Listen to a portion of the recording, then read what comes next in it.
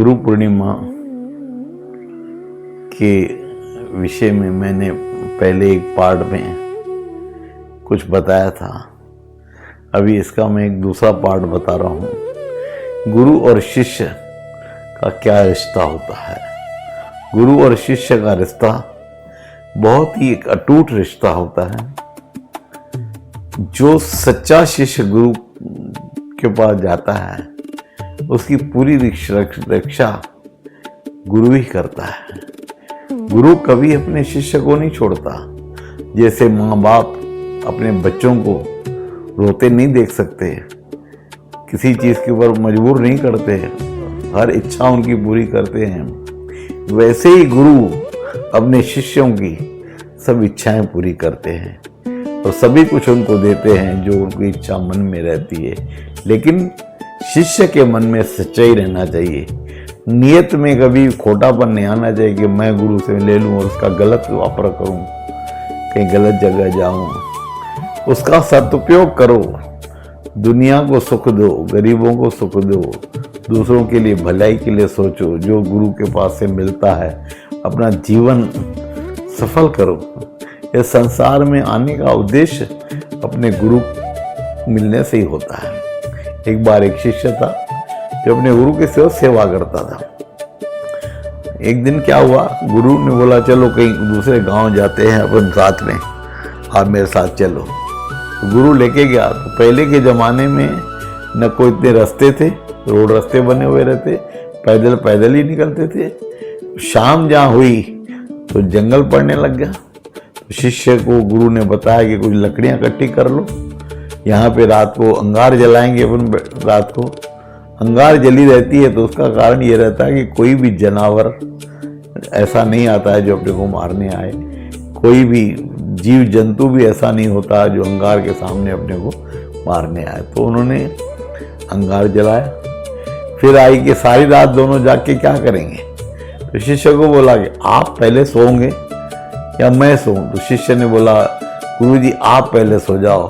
ये गुरु का काम होता है कि सवेरे पेटियां उठते, सवेरे प्रभात के टाइम उठते हैं, प्रातः काल उठ के वो अपने गुरु को याद करते हैं, भगवान को याद करते हैं, सत्संग करते हैं। प्रातः काल गुरु का उठना भाग्यशाली रहता है। शिष्य तो वैसे भी नास्तिक रहता है, दिन को सोए या रात को सोए।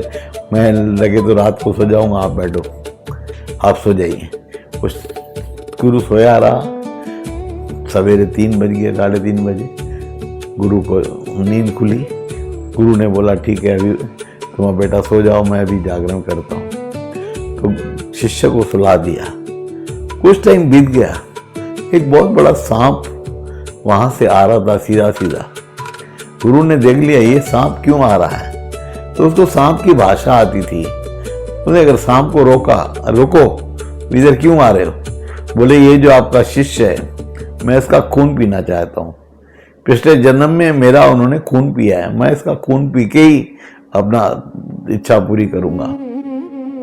तो गुरु ने बोला कि भैया तेरे को इसका मेरे होते हुए इसका कैसे तू खून पी सकता है। आखिरी में समझौता किया कि भैया तुमको इनका मैं खून निकाल के देता हूँ, वो कटोरी में तुम पी ले और चले जाते हैं ना, तो खून भी मिल जाएगा तेरा, ये भी खत्म हो जाएगा, जो उनके पैर है वो भी खत्म। बोले इन्होंने मेरे गले का काटा था, मेरा गला, मैं इसके गले का खून पीऊंगा। तो गुरु ने क्या किया, ठीक है बोले गले का देते हैं। एक छुरी लिया और शिष्य के गले के ऊपर ऐसे लगा दिया। वहां से जो ब्लड निकला थोड़ा कटोरी में वो सांप के सामने रख दिया। सांप वो ब्लड खून पी के वापस चले गया। उसके बाद भी उन्होंने पट्टी वगैरह कर दिया। सवेरे हुआ, फ्रेश वगैरह हो गए। तो गुरु से ने पूछा शिष्य को रात को क्या हुआ तुझे मालूम पड़ा। बोले हाँ गुरु मुझे मालूम पड़ा, अब मेरा छुरी से गला काट रहे थे फिर भी डर नहीं लगा। बोले गुरु जब है तो फिर डर किस बात का है। गुरु इस जिंदगी में जीने का भी अधिकार हमारी जिंदगी में जीने का भी अधिकार उसको है, मारने का भी अधिकार गुरु को रहता है। जैसा गुरु चलाए वैसा चलना हमारा धर्म है। मैं तो आपके ऊपर पूरा विश्वास और पे ये शरीर जो है मैं आपको अर्पण कर चुका हूँ। ये छोटी सी बात है, आपने ब्लड निकाला, पर ऐसा पूरा भी अगर से आप शरीर ले रहे थे तो भी मैं आपको अभी बोलने वाला नहीं था कि आपने मेरा ब्लड क्यों निकाला। तो शिष्य ऐसे होते हैं जो गुरु की हर बात को मानते हैं। ऐसा ही एक शिष्य था एकलव। एकलव एक बहुत बड़ा छोटा आदमी था। वो तीरंदाजी करता था। तीरंदाजी में इतना माहिर था कि द्रोणाचार्य के पास गया कि मुझे भी अपना शिष्य बना लो, लेकिन उसके मन में अर्जुन के प्रति प्यार था, वो उसको शिष्य नहीं बना पाया। तो इसने क्या किया, उसका पुतला बना के उसको रोज नमस्कार करके वो धनुर्बाण चलाता था। उसकी शिक्षा इतनी तेज हो गई कि एक दिन क्या हो गया, किसी पक्षी को मारना था, ये भी आ गया, बोले मैं भी इसको मार सकता हूँ। तो द्रोणाचार्य ने बोला मारो। तो जैसा तीर चला तो मर गया। तो बोले कहाँ से सीखा तुमने? बोले आप ही से सीखा। बोले मैं तो तुम्हारा गुरु नहीं हूँ, आपने मेरे को नहीं सिखाया, लेकिन मिट्टी का पुतला बना के मैं उसका रोज स्मरण करता रहा और उसे आशीर्वाद देता रहा, तो मैं तीरंदाजी में बहुत आगे बढ़ा। तो बोले गुरु को तो कुछ दक्षिणा देना पड़ता है, तो उन्हें बिना दक्षिणा दिए हुए गुरु कैसे चेला कैसा बन सकता है? तो बोले ठीक है आप मांग लो। बोले क्या चाहिए? तो बोले बस दाहिने हाथ का अंगूठा मेरे को काट के चाहिए तुम्हारा। कोई बात नहीं, उसने दाहिने हाथ का अंगूठा काट के उसको दे दिया। उसने ये नहीं सोचा कि मैं तीर कैसे चला पाऊंगा, पर एक गुरु की आज्ञा उसका पालन करके उसने अपना कर्तव्य निभाया। आज भी द्रोणाचार्य ने अर्जुन को भले कुछ भी सिखाया हो, लेकिन दुनिया में आज भी एक लेव का नाम लिया जाता है जो अपनी कुर्बानी करके इस दुनिया में परवाह न करते हुए गुरु की आज्ञा में रहा। जो आदमी गुरु की आज्ञा में रहता है उसका नाम सालों तक चलता है, उसकी व्याख्या हरदम होती रहती है, उसी का मान सम्मान लेके आज भी हम ये करते हैं।